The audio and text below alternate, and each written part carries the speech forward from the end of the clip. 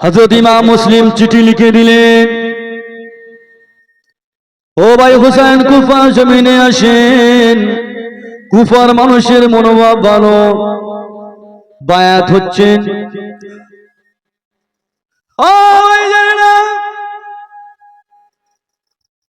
কেউ কেউ বলেছেন 300 জন, কেউ কেউ বলেছেন 200 জন। সঠিক তথ্য হলো 72 জন কাফেলা। ইমাম হুসাইন রাদিয়াল্লাহু আনহু 72 জন কাফেলা, তার ভিতরে 32 জন মহিলা, 40 জন যুবক পুরুষ। 32 জন মহিলা, 40 জন যুবক পুরুষ, এই 72 জন কাফেলা নিয়ে 8 জিলহজ হিজরত করেছেন। বাবা মদিনা শরীফে হিজরত করতে করতে করতে করতে আসছেন কুফার জমিনে। না খাওয়া দাওয়া, পানি নাই, খাবার নাই, খেজুর নাই। ও ভাইজানেরা, এদিকে ইয়াজিদ বাহিনীর লস্করেরা উবাইদুল্লাহ ইবনে জিয়াদ ঘোষণা দিয়ে দিয়েছেন, যারা হুসাইনকে পাঠাবে তাদেরকে গর্দান জুদা করে দেব, লটিয়ে দেব, শেষ করে দেব। ইমাম মুসলিম খবর নিলেন। ইমাম মুসলিমকে যারা রেখে দিয়েছিলেন বাড়িতে, যারা মেহমানদারি করেছিলেন, যারা ঘরেতে রেখে দিয়েছিলেন, যারা বাড়িতে রেখে দিয়েছিলেন, তাদের খুঁজে খুঁজে বার করলো, হত্যা করে দিল, জমিনের উপরে লুটিয়ে দিল। এই ভয়ে মানুষেরা ইমাম হোসেনের পক্ষে আর কথা বলে না, রসুলের পক্ষে আর কথা বলে না, আহলে বায়াতদের পক্ষে আর কথা বলে না। ইমাম মুসলিমকে খুঁজে বার করলো। ইয়াজিদ বাহিনীর লস্করেরা উবাইদুল্লাহ ইবনে জিয়াদ কি করলো? গর্দান মুনাফিক জাহান্নামী মুসলমান ইমাম মুসলিমকে শহীদ করে দিল, জুদা করে দিল, আলাদা করে দিল। ইমাম মুসলিমের হাতে যারা বায়াত হয়েছিল তাদেরকেও শহীদ করে দিল। এদিকে ইমাম মুসলিম চিঠি লিখে দিল ইমাম হোসেনকে। এখন ইমাম হোসেন 72 জন কাফেলা নিয়ে কুফার জমিনে রওনা দিয়েছেন। কে নিষেধ করবে? বারণ করার কেউ নাই। ইমাম হোসেন কুফার অবস্থা ভালো না, কুফায় আসবেন না, এই খবরটা কে দেবে বাবা?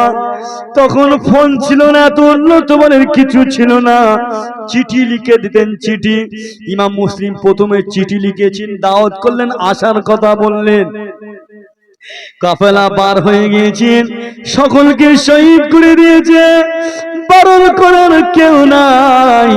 ইয়াজিদ বাহিনীর লস্করেরা উবাইদুল্লাহ ইবনে জিয়াদ কুফায় ফুরাত নদীর চতুর্দ্বার 6000 সৈন্য ঘিরে নিয়েছে। হুসাইনকে কুফায় প্রবেশ করতে দেবে না, হুসাইনকে ঢুকতে দেবে না। ইমাম হুসাইন 72 জন কাফের নিয়ে আসলেন, টুকটুক টুকটুক করে কুফার চলে আসলেন। কোন ইমাম হুসাইনকে শহীদ করেছিলেন, কোন ইমাম হাসানকে শহীদ করেছিলেন, কোন আহলে রাসূলদেরকে শহীদ করেছিলেন। আল্লাহ নবী, দয়ার নবী, নূর নবী বললেন, ও সাহাবারা, আমার ইমাম হাসান হুসাইনকে যারা ভালোবাসবে, আমি রাসূলুল্লাহ সাল্লাল্লাহু আলাইহি ওয়াসাল্লাম, আমাকে ভালোবাসা হবে।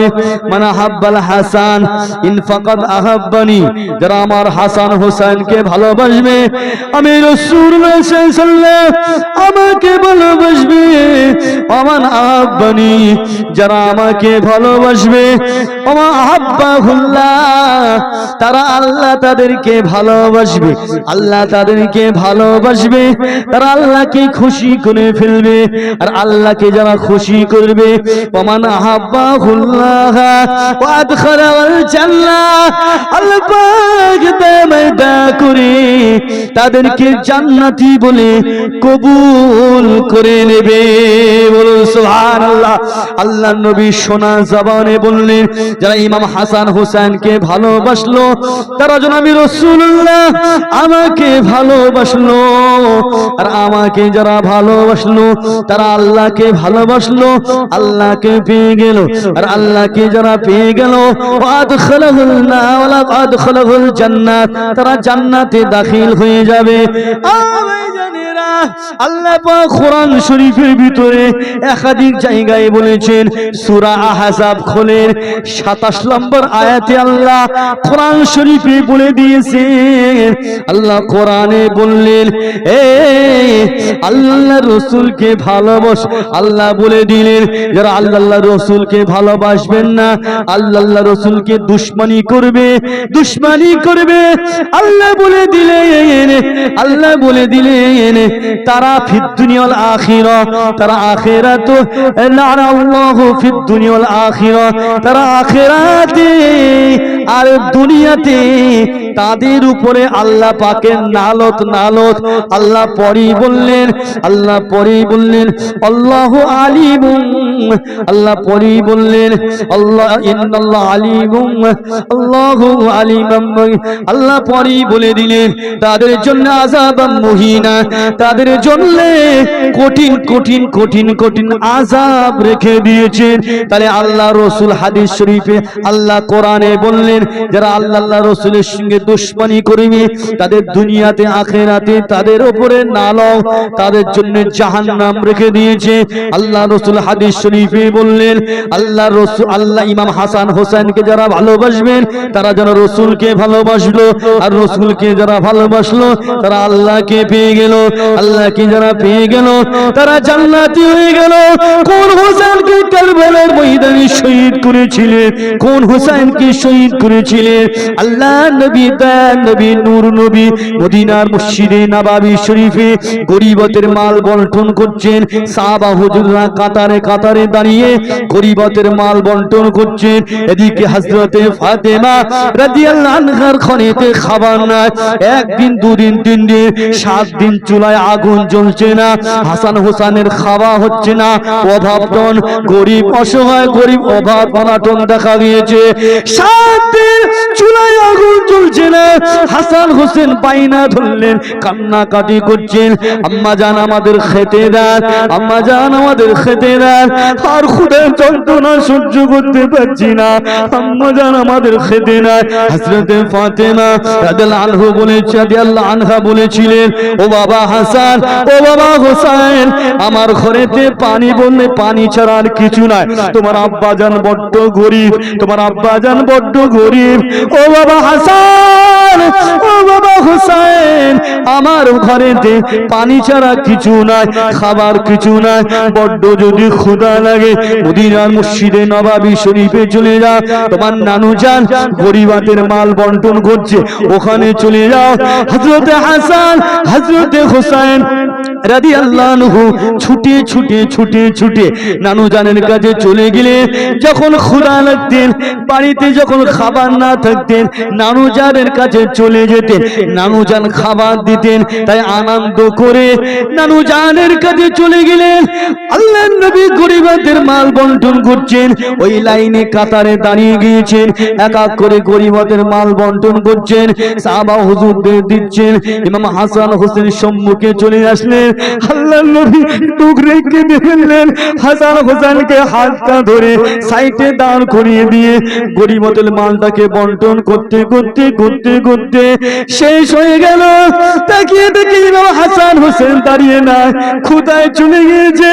আল্লাহর নবী ছুটে ছুটে ছুটে ছুটে হযরতে ফাতেমা রাদিয়াল্লাহু তাআলা আনহার ঘরেতে চলে গেলেন। ও মা ফাতেমা, ইমাম হাসান ইমাম হোসেন আমার কাছে দিয়ে গিয়েছিল, আমি কিছু দেই না, কোথায় চলে গিয়েছে, কোথায় চলে গিয়েছে। হযরতে ফাতেমা বলেছিলেন, ও আব্বা জান, ইমাম হাসান হোসেনের ক্ষুধা লেগেছিল, ক্ষুধার যন্ত্রণা সহ্য করতে পারছিল না, তাই আপনার কাছে পাঠিয়েছিলাম, আপনার কাছে পাঠিয়েছিলাম। আল্লাহ নবী বললেন, গরিবতের মাল তো দেওয়া যাবে না, কুরাইশ বংশে গরিবাতের মাল বন্টন করা যাবে যাবে না, তা আমি সাইডে দাঁড় করিয়ে রেখেছিলাম। আরে কোথায় চলে গেল? আল্লাহ নবী খুঁজতে লাগলেন, সাহাবা হুজুরদেরকে বলতে লাগলেন, ও বাবা সাহাবা, কিছুজন এদিকে যাও, কিছুজন ওদিকে যাও। আল্লাহ নবী নিজে একদিকে খুঁজতে লাগলেন। খুঁজতে খুঁজতে রাস্তার সম্মুখে একজন ব্যক্তির সঙ্গে দেখা হয়ে গেল। ও ভাই, আমার হাসান হোসেন কি দেখেছো? আমার নানু ভাই কে দেখেছো? বলে না, দেখি না। আর একটু ছুটে গেলেন, একজন ব্যক্তির সঙ্গে দেখা হয়ে গেল। ও ভাই, আমার হাসান হোসেন কি দেখেছো? আমার নানু ভাই হাসান হোসেন কি দেখেছো? ইয়া রাসূলুল্লাহ, ইয়া হাবিবাল্লাহ, হুজুর হাসান হোসেনকে আমরা চিনি না। ওই পাহাড়ের নিচে, ওই পাহাড়ের নিচে দুজন বাচ্চা বাচ্চা ছেলে জমিনের উপরে খালি গায়ে গড়াগড়ি খাচ্ছে, গড়াগড়ি খাচ্ছে। ক্ষুধার যন্ত্রণা সহ্য করতে পারছে না, খালি গায়ে গড়াগড়ি খাচ্ছে। আল্লাহ নবী ডুকরে কেঁদে ফেললেন, নূরের চোখ দিয়ে পানি বেরিয়ে গেল। ছুটে ছুটে গিয়ে দেখলেন পাহাড়ের নিচে ইমাম হাসান হোসেন ক্ষুধার যন্ত্রণা সহ্য করতে পারছেন না, মাটিতে গড়াগড়ি খাচ্ছেন। আল্লাহ নবী দেখতে পেলেন আল্লাহ পাকের ফেরেশতা হযরত জিবরাইল আমিন আলাইহিস সালাম দুটো ডানা নিয়ে, একটা ডানা ইমাম হাসান হোসেনের জমিনে বিছানা করে দিয়েছে, আর একটা ডানা ইমাম হাসান হোসেনের উপরে ছামু করে রেখেছে। বলুন সুবহানাল্লাহ। আল্লাহ নবী দোয়া চাইলেন আল্লাহ পাকের দরবারে, ও রব্বি আল্লাহ পাক, আমার হাসান হোসেন ক্ষুধা যন্ত্রণা সহ্য করতে পারছে না। রব্বি আল্লাহ পাক, আল্লাহ পাক, আমি রাসূলুল্লাহ সাল্লাল্লাহু আলাইহি ওয়াসাল্লাম দোয়া চাই আমার হাসান হোসেনের জন্য জান্নাত থেকে খাবারের ব্যবস্থা করে দেয়। সুবহানাল্লাহ। বলতে বলতে তাই বলছে, না বলতে বলি বলবে না।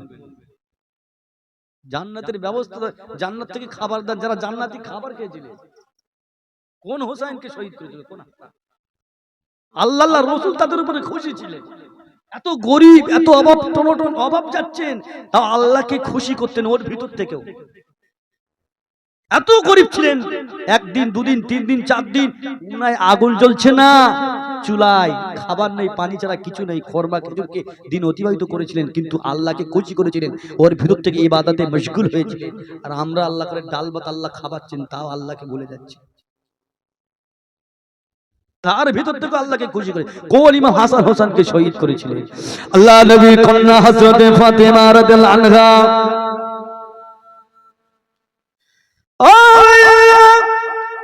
ইমাম হাসান হোসেন রাদিয়াল্লাহু তাআলা আনহুমা বাচ্চা বাচ্চা বাচ্চা বাচ্চা ছেলে, দোলনায় দোল দিয়ে, দোলনায় দোল দিয়ে দিয়ে ঘুম পাড়িয়ে দিয়ে হযরতে ফাতেমা রাদিয়াল্লাহু আনহা এমন করে আল্লাহ পাকের নামাজে মশগুল, আল্লাহ পাকের ইবাদতে মশগুল, আল্লাহ পাকের নামাজে মশগুল, আল্লাহ পাকের ইবাদতে মশগুল। এমন সময় দেখা যায় এত ইবাদতে মশগুল হয়ে গিয়েছে, দেরি হয়ে গিয়েছে, আল্লাহ পাকের সিজদায় পড়ে কাঁদছেন। এদিকে ইমাম হাসান হোসেন রাদিয়াল্লাহু তাআলা আনহুমা দোলনায় ঘুমাচ্ছিলেন, ঘুমটা ভেঙে গিয়েছে, কান্না শুরু করে দিয়েছিলেন। বাচ্চারা যখন ঘুম থেকে উঠে কান্নাকাটি করে, মাকে যদি না পায় কান্নাকাটি করে। ভাইজানেরা, ইমাম হাসান হোসেন রাদিয়াল্লাহু তাআলা আনহুমা ঘুমটা ভেঙে গিয়েছে, কান্না শুরু করে দিয়েছে। হযরতে ফাতেমা রাদিয়াল্লাহু আনহা নামাজে দাঁড়িয়ে গিয়েছে, আল্লাহ পাকের ইবাদতে দাঁড়িয়ে গিয়েছে, নিয়াতে দাঁড়িয়ে গিয়েছে। হযরতে জিবরাইলকে আল্লাহ নবী আওয়াজ দেন, ও হযরতে জিবরাইল জলদি করে জমিনে চলে যা। জমিনে চলে গিয়ে আমার ফাতেমা আমার ইবাদতে নামাজে দাঁড়িয়ে গিয়েছে, ইবাদতে মশগুল হয়ে গিয়েছে, ইবাদতে ফেনা হয়ে গিয়েছে। হাসান হোসেন না ঘুমাচ্ছিলেন, ঘুমটা ভেঙে গিয়েছে, কান্না শুরু করে দিয়েছে। ও হযরতে জিবরাইল জলদি করে জমিনে চলে যা, ফাতেমার সুরাত নিয়ে, চেহারা খানা নিয়ে জমিনে চলে যা। জমিনে গিয়ে হাসান হোসেনের দোলনাটা একটু দোল দিয়ে দাও, একটু দোল দিয়ে এসো। আল্লাহ পাকের আদেশ অনুযায়ী হযরত জিবরিল আমিন আলাইহিস সালাম ফাতেমা সুরাত নিয়ে, ফাতেমা চেহারা কানা নিয়ে জমিনে চলে আসলেন। হযরত ইমাম হাসান, হযরত ইমাম হুসাইন রাদিয়াল্লাহু তাআলা আনহুমার দোলনাটা দোল দিয়ে দিচ্ছেন, দোল দিয়ে দিচ্ছেন। ইমাম হাসান হুসাইনের কান্নাটা থেমে গেল। বলেন না সুবহানাল্লাহ। কোন হোসেনকে শহীদ? আল্লাহ আল্লাহ রাসূল খুশি যাদের উপরে, যাদের উপরে আল্লাহ আল্লাহ রাসূল খুশি। ইমাম হাসান হোসেন বড় গরীব ছিলেন। একদিনকে আম্মার কাছে বায়না করলেন, আম্মা জান একটু আপনি বলেন আমার নানুজানকে একটু দাওয়াত করব। বাচ্চা বাচ্চা ছেলে। আম্মা জান সাহাবা হুজুররা আমার নানুজানকে দাওয়াত করে, আল্লাহর নবীকে দাওয়াত করে মেহমানদারি করে। আমাদেরও বড্ড আশা আমার নানুজানকে একটু দাওয়াত করে বাড়িতে একটু মেহমানদারি করবে। জি, বাড়িতে একটু মেহমানদারি করবে। হযরতে ফাতেমা রাদিয়াল্লাহু আনহা বলছেন, ও ইমাম হাসান হোসেন, তোমার আব্বাজান বড্ড গরীব, তোমার নানুকে দাওয়াত করবে, দিন দুনিয়ার বাদশা, কি দিয়ে মেহমানদারি করবে? হযরত ইমাম হাসান হোসেন বলছেন, আম্মা জান আমার নানু ভাইকে খাওয়া না দিলেও চলবে। এই বলে একদিন কি আল্লাহ রাসূলকে দাওয়াত দিয়ে দিলেন,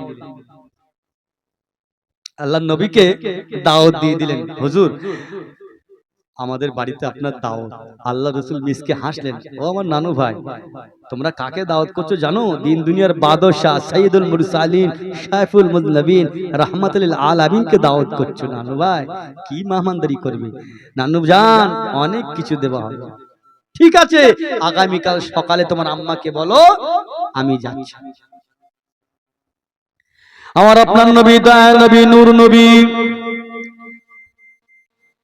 সাহাবা হুজুরদেরকে নিয়ে বললেন, আগামীকাল সকালবেলা আমার নানু ভাই আমার কন্যা মা ফাতেমার বাড়িতে যাব, দাওয়াত দিয়েছে। ও ভাইজানেরা, এদিকে হযরত ইমাম হাসান, হযরত ইমাম হুসাইন রাদিয়াল্লাহু তাআলা আনহুমা হযরত মা ফাতেমাকে বললেন, আম্মা জান নানু ভাইকে দাওয়াত করেছি, নানু ভাইকে দাওয়াত করেছি, নানু ভাই আসবে আগামীকাল সকালবেলা, আগামীকাল সকালবেলা মেহমানদারি করবে, আমাদের বাড়িতে আসবে। হযরত ফাতেমা রাদিয়াল্লাহু আনহা ডুকরে কেঁদে ফেললেন, ও হাসান হোসেন দাওয়াত তো করেছো, কি দিয়ে মেহমানদারি করব? ঘরে খাবার নাই, তোমার আব্বা বড্ড গরীব, কি দিয়ে মেহমানদারি করব? এই চিন্তা চেতনা পড়ে গেলেন। হযরত ফাতেমা রাদিয়াল্লাহু আনহা এমন করে কি করলেন, জোহরের নামাজ আদায় করলেন, আল্লাহ পাকের দরবারে দোয়া চাইছেন।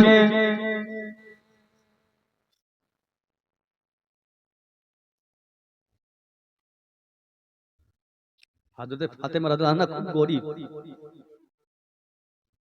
তাও আল্লাহ জান্নাতের মহিলাদের শারদাদিনী, আল্লাহ কত আল্লাহকে খুশি করেছিলেন। অভাব অনাটন সংসারে হযরত আলী রাদিয়াল্লাহু আনহু খুব গরীব, আল্লাহর কাছে দোয়া, আল্লাহ আমার আব্বাজানকে ইমাম হাসান হোসেন দাওয়াত করেছে, আগামীকাল সকালে আসবে, কি দিয়ে মেহমানদারি করব? ঘরে তো কোনো খাবার নাই। জোহরের নামাজ পড়ে নামাজের পাঠিতে আল্লাহ পাকের দরবারে দোয়া করতে লাগলেন, ও রব্বুল আলামিন আল্লাহ পাক আমি হযরত ফাতেমা দোয়া চাই, আমার আব্বাকে দাওয়াত করেছে আমার হাসান হোসেন, আগামীকাল সকালবেলা আসবে, কি দিয়ে মেহমানদারি করব?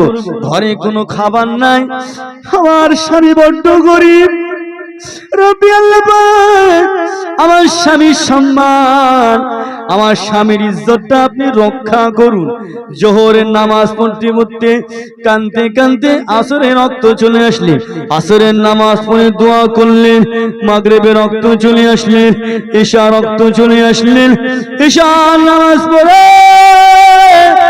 আল্লাহ পাকের দরবারে দুটি হাত তুলে দোয়া করলেন, রব্বুল আলামিন আল্লাহ পাক আমার হাসান হোসেন আমার আব্বা জানকে দাওয়াত করেছেন, আগামীকাল সকালবেলা আমাদের বাড়িতে আসবে, কি দিয়ে মেহমানদারি করব, ঘরেতে কোনো খাবার নাই, আমার স্বামী বড্ড গরিব, ঘরে কোনো খাবার নাই।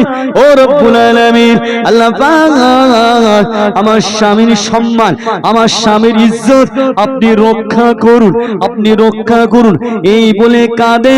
গভীর রাত্রি সুদিনা ঘরের দরজায় টোকা মারছেন।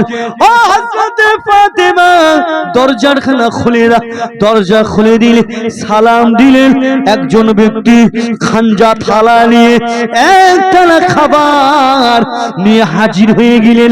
হযরতে ফাতেমা জিজ্ঞাসা করেছেন, কে ভাই আপনি, কোথা থেকে এসেছো, খাবার কোথা থেকে নিয়ে এসেছেন? ওই সময় বলেছিলেন, ও হযরতে ফাতেমা আমি দুনিয়ার কোনো মানুষ না, আমি দুনিয়ার কোনো মানুষ না, আপনি আল্লাহ পাকের দরবারে দোয়া করেছেন, আল্লাহর বন্ধু, আল্লাহর হাবিব, আল্লাহর দোস্ত, আল্লাহর হাবিব আগামীকাল সকালে আপনার বাড়িতে আসবে, আপনার আব্বা জান আসবে, তাই জন্য আল্লাহ আমাকে আমি হযরতে জিবরাইল আমিন আলাইহিস সালাম আমাকে আদেশ করে দিলেন, জান্নাত থেকে খাবার নিয়ে আপনার দরজায় হাজির হয়ে গেলাম। কত আল্লাহ ভালোবাসে। হোসেনকে শহীদ করেছিলেন, জান্নাতে খাবার পাঠিয়েছিলেন। সাহাবা হুজুরদের নিয়ে আসলেন, মেহমানদারি করছে। কিছু কিছু সাহাবারা বলছে, এত সুন্দর দামি খাবার হযরত আলী কোথায় পেল, গরিব তো। আর ইমাম হাসান হোসেন পাশ থেকে আসছেন, এই সাহাবা, আল্লাহ রাসূলের সাহাবা, ও আল্লাহ রাসূলের সাহাবা হুজুররা, তোমরা একা আমার নানুজানকে দাওয়াত করবে? আমাদের কি একটু ইচ্ছা লাগে না? জি, আপনারা যে খাবারটা খাচ্ছেন না, ওটা অন্য কোনো খাবার নয়, দুনিয়াবি কোনো খাবার না, ওটা আমার আল্লাহ পাক ভালোবেসে জান্নাতি খাবার দিয়ে পাঠিয়েছেন। বলুন সুবহানাল্লাহ। আসেন, দু খতম কোরআন শরীফ তেলাওয়াত করেছেন, আপনার ৯০০০ কলেমা শরীফ মাশাআল্লাহ পড়েছেন। মা বোনেরা সংক্ষিপ্ত সময়ে অল্প সময়ে তেলাওয়াত করেছেন। আমাদের ওখানে মাশাআল্লাহ দোয়া হলি, সর্বসানি হলি, একটু মাহফিল হলি, 25 খতম, 30 খতম, হ্যাঁ, আবার 1 লাখ, 2 লাখ, 5 লাখ এরকম কলমা দরুদ শরীফ সুবহানাল্লাহ এরকম তেলাওয়াত করে মা বোনেরা।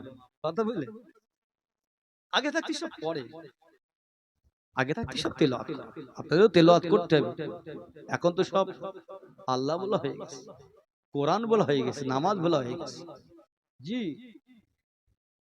ইমাম হোসেনকে শহীদ করেছিল এই নামাজের জন্য, কোরআনের জন্য, দ্বীন ও শরীয়তের জন্য। অনেক ইতিহাস, অনেক লম্বা চড়া হতে হবে, সবে তো গা গরম হয়েছে, কথা বলে না, অনেক ইতিহাস, অনেক লম্বা চড়া আলোচনা। ইমাম হোসেনকে শহীদ করতে পারতো না, নামাজে দাঁড়িয়েছেন। 8ই জিলহজ থেকে 10ই মুহররম কারবালার ময়দানে 1 মাস 2 দিন না খাওয়া, না অবস্থায়, না খাওয়া, না পানি পান করা, পিপাসায় কাতর, দুর্বল হয়ে গেছেন, সেই অবস্থায় কারবালার ময়দানে শহীদ করেছিলেন। সাহাবা আল্লাহ রাসূলের আহলে বায়াতদেরকে শহীদ করেছিলেন। ইমাম হোসেন আসর থেকে, জোহর থেকে আসর পর্যন্ত শহীদ করেছিলেন, লড়াই করেছিলেন, সব সুবিয়ে দিয়েছিলেন, আর দুর্বল হয়ে পড়েছিলেন। 1 মাস 2 দিন না খাওয়া অবস্থায়, পানির পিপাসা লেগেছে, পানি পান করতে দেয়নি। ফুরাত নদীর চতুর্দিকে এজিদ বাইনের লস্করেলা, ওবাইদুল্লাহ ইবনে জিহাদ সঙ্গী 6000 আর 72 জনের ভিতরে 40 জন পুরুষ। জি, তো পিছিয়ে দেবে। ফুরাত নদী আটকে দিয়েছেন, পানি পান করতে দেয় না। আল্লাহর নবীর নামাজে হযরত ইমাম হোসেন রাদিয়াল্লাহু আনহু 3টে সন্তান ছিলেন, 3টে সাহেব যারা ছিলেন। প্রথম সন্তান হলেন আলী রাখলেন, দ্বিতীয় সন্তান আলী, তৃতীয় আলী। চিনতে পারবে না বলে, কেন ইমাম হুসাইন হাসান আব্বাজান আলীকে অনেক ভালোবাসতেন, তাই আব্বার নামে নাম জড়িয়ে রেখেছিলেন। চিনতে পারবে না বলে বড়টার নাম আলী, আলী আক্কাস রাদিয়াল্লাহু আনহু, মেজর সাহেবের নাম আলী আউসার, যাকে জয়নুল আবিদিন বলা হয়। ছোট ছেলের নাম আলী আসগার রাদিয়াল্লাহু আনহু। ছোট বাচ্চা ছেলে যখন পানির পিপাসায় কাঁদছে, হুজুরের স্ত্রী বললেন, আপনার কাছে আমার কোনো দাবি নাই, এই বাচ্চাটার জন্য একটু পানির পিপাসা লেগেছে, পানি পান করাও। আমি বাচ্চাটা জবান চুষিয়ে এই পানির পিপাসায় বেঁচে আছে, জানি না কতক্ষণ বেঁচে থাকবে, একটু পানি পান করাও। ইমাম হোসেন নিয়ে চলে গেলেন ফুরাত নদীর ধারে। ও ইজিদবাজির লস্করলা, একটু পানি দাও, আমার ছোট সাহেবজাদা বাচ্চা, এই কি অপরাধ, একে একটু পানি দাও। ওরা শুনলো না, ওরা তীর দিয়ে আঘাত করে শহীদ করে দিল। বুকে নিয়ে কাঁদছেন হাওয়া করে ইমাম হোসেন। আজগার, ও আলী আজগার, শেষ সময় একটু পানি দিতে পারলাম না, জীবনের মতন পানি খাবার খাইয়ে দিয়েছে। পুরা নদীতে পানি পান করে ইমাম হোসেন 3 বার পানি তুললেন, পানি পান করলেন না। আমার বাচ্চা পানি পান করতে পারলো না, আমি কি করে করব? একজন সবাইকে শহীদ করে দিয়েছিলেন, কারবালার ময়দানে রক্তে লাল করে দিয়েছিলেন ওই কাফের মুনাফিক মুসলমান গাদ্দার জাহান্নামী। ইমাম হোসেনের মেজো সাহেবজাদা আলী আউসার খুব শরীরটা অসুস্থ ছিল, খিমায় ছুঁয়েছিলেন, তাও বলেছিলেন আব্বাজান যাবো কারবালার মাঝে। বলেন না বাবা, তোমার শরীর অসুস্থ, তুমি শুয়ে থাকো খিমায়, যেওনি। একজনাই হায়াতে ছিলেন, কানতে কানতে মদিনা শরীফে আসলেন। মদিনা শরীফে দাঁড়িয়ে আছেন টুকটুক করে। সাহাবা হুজুররা বললেন, ও ভাই আলী আউসার, সঙ্গী সাথীরা কোথায়? আহলে বায়াত আহলে রাসূলরা কোথায়? বলে সবাইকে শহীদ করে দিয়েছেন, আমি একা। আমার মনে বড় কষ্ট, দুঃখ, উঠে দাঁড়াতে পারছি না। ধরে ধরে আল্লাহ রসুলের দরবারে, আল্লাহ রসুলের দরবারে গিয়ে সালাম দিলেন, আসসালামু আলাইকা ইয়া রাসূলুল্লাহ, ইয়া হাবিবাল্লাহ। নানুজান সবাইকে শহীদ করে দিয়েছে, আমি ফিরিয়ে আনতে পারলাম না।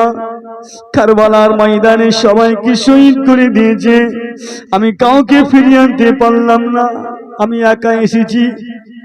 আমার মনে বড় কষ্ট, দুঃখ। নানুজান আমাকে ক্ষমা করে দাও। কাবা শরীফে যেতেন না, কাবা শরীফের পাশে একটা রুমাল এমন করে মাথায় রুমাল মুড়ি দিয়ে এইভাবে কাঁদতেন, রোনাজারি করতেন, হাউ হাউ হাউ হাউ করে কাঁদতেন। হাজী সাহেবগণেরা চিন্তা ভাবনা করছেন, কে ব্যক্তি কোথা থেকে এসেছে, এত কেন কান্নাকাটি করছে, কি হয়েছে, কি এমন অন্যায় অপরাধ করেছে। হাজী সাহেবরা অবাক হয়ে গিয়েছে। হাজী সাহেবরা পাশে বসে কাঁদতে লাগলেন। এই বান্দাটাকে আপনি ক্ষমা করে দেন। সেই থেকে কান্নাকাটি করছে, রোনাজারি করছে, এই বান্দাটাকে আপনি ক্ষমা করে দেন। এত কান্না কাঁদে, এত রোনাজারি করে। হাজী সাহেবগণেরা বলেছিলেন, কে ভাই একটু পর্দাটা তোলেন, আমরা একটু চেহারা খান আমাদের দেখান। হযরত আলী আউসার জাইনুল আবিদিন রাদিয়াল্লাহু আনহু পর্দা তুললেন। হাজী সাহেবরা দেখে অবাক হয়ে গিয়েছিলেন, আল্লাহু আকবার বলে চিৎকার করে বেহুশ হয়ে গিয়েছিলেন। দেখলেন আহলে রাসূলের বংশধর হযরত আলী আউসার এত কান্না যদি কাঁদে, এত রোনাজারি করে, আমরা কি করছি? এত কান্না কাঁদছেন, এত রোনাজারি করছেন। এমন করে বললেন, আমাকে দুঃখ দিও না, আমাকে কষ্ট দিও না। মাঝে মাঝে কাবা শরীফে আসতেন, হাজী সাহেবদের অ্যালাউন্স করে দিলেন, কে কোথায় আছো সরে যাও, সরে যাও, রসুলের আওলাদ আহলে রসুল, রসুলের বংশধর আসছে, ফাঁকা করে দাও কাবা শরীফটা। ওনার মনে বড় দুঃখ, বড় কষ্ট, ওকে আর কষ্ট দিওনি, কাবা শরীফে আসতে দাও, একটু তওয়াফ করতে দাও। কিছু হাজী সাহেবরা আওয়াজ দিয়ে দিলেন, ও হাজী সাহেবরা, কাবা শরীফে তওয়াফ করা কি বন্ধ হয়ে গিয়েছে? সবাই বন্ধ কেন করে দিয়েছে? দাঁড়িয়ে কেন গিয়েছে? ঘোষণা হয়ে গেল, আল্লাহর রাসূলের বংশধর হযরতে আলী আউসার রাদিয়াল্লাহু আনহু কাবা শরীফে আসছে, ওকে কষ্ট দিও না। ওনার মনে অনেক দুঃখ, অনেক কষ্ট, অনেক বেদনা, ওনাকে আর কষ্ট দিও না। কাবা শরীফে আসতে দাও, একটু কাবা তওয়াফ করতে দাও, দূরে সরে যাও। কিতাবের ভিতরে পাওয়া যায় হুজুরের কাছে যখন ঠান্ডা পানি আনতে, ওই পানিটা দেখে হুজুর কেঁদে ফেলতেন, আমার পানি আমার সামনে থেকে সরিয়ে নিয়ে যাও, আমার শম্ভু থেকে পানি সরিয়ে নিয়ে যাও, আমাকে পানি দিওনি, এই পানি আমার ভাই খেতে পারলো না, আমার আব্বা পান করতে পারলো না, হালে রাসূলুল্লাহ পান করতে পারলো না, এই পানি আমার সামনে আনবে না। এত কষ্ট এত দুঃখ নির্বন ভাবে শহীদ করেছিলেন ইমাম হুসাইন হালে কোরাইদের। আহারে এই মুনাফিক মুসলমান, এই জাহান্নামী গাদ্দার মুসলমান, আজ সময় দেখা যায় এই মুনাফিক মুসলমান ক্ষতি ক্ষতি করে যাচ্ছে। ও আমার সোনা মানিকেরা, এই নামাজের জন্য, কোরআনের জন্য, শরিয়তের জন্য, দ্বীনের জন্য, ইসলামের জন্য, ইসলামকে কায়েম করার জন্য শহীদ হয়ে গিয়েছে। আর যদি আমরা নামাজ না পড়ি, ইমাম হুসাইন হাসানকে কষ্ট দেওয়া হবে, আর ইমাম হুসাইন হাসানকে কষ্ট দিলে আল্লাহ রসুলকে কষ্ট দেওয়া হবে, আল্লাহ রসুলকে কষ্ট দিলে আল্লাহ নারাজ হয়ে যাবে, জাহান্নামী হয়ে যাবে। তাই নামাজ, শরিয়ত, কোরআনকে মজবুত করে ধরে রাখেন, এগুলো ধরে রাখেন, আল্লাহ নাজাত দিয়ে দেবে। আসেন সংক্ষেপ করে দিলাম, লম্বা চড়া করলাম না, দোয়া হবে, সরজরে হবে। আজ মাহফিল তো বেশি লম্বা করব না। আমার মা বোনেদের, যুবকদের সকলের বলবো নামাজি হয়ে যান, একটু ভালো হন। আর কতদিন পরিবর্তন হন, সংশোধন হন। এই এত দুনিয়ার জমিনে অত্যাচার জুলুম আসছে একের পর এক, এতে করে আল্লাহকে দোষ দিলে হবে না। এটা আল্লাহ কোরআনে বললেন আমাদের কর্মের ফল। আমরা লাইন ব্যাকা করে নিয়েছি, আল্লাহ সোজা করে দিয়েছিল, আমরা ঘাড় ঘুরিয়ে এনে ব্যাকা করে দিয়েছি। তা ব্যাকা গেলে তাহলে আমাদের অত্যাচার জুলুম আসবে না? সোজা গেলে তো ভালোভাবে যেতে পারবে। তা ওই জন্য আমাদের কর্মের ফল। আজকে ইসলাম থেকে আমরা গাফিল হয়ে আছি, আমরা কোরআন থেকে গাফিল হয়ে আছি, নামাজ থেকে গাফিল হয়ে আছি। অধিকাংশ জায়গা, আমার এখানের কথা বলছি, এখানে সব ভালো, বুঝলেন? এখানের কথা বলছি না, অন্য জায়গার কথা বলছি। মহিলারা নামাজ পড়ে না, ঘরের মহিলারা ভালো হলে পুরুষরা ভালো হয়, মহিলারা তো খারাপ হয়ে যাচ্ছে। ওই জন্য আল আওলাদ, বাড়ির ফ্যামিলি, আহলে বংশধর সকল খারাপ হয়ে যাচ্ছে।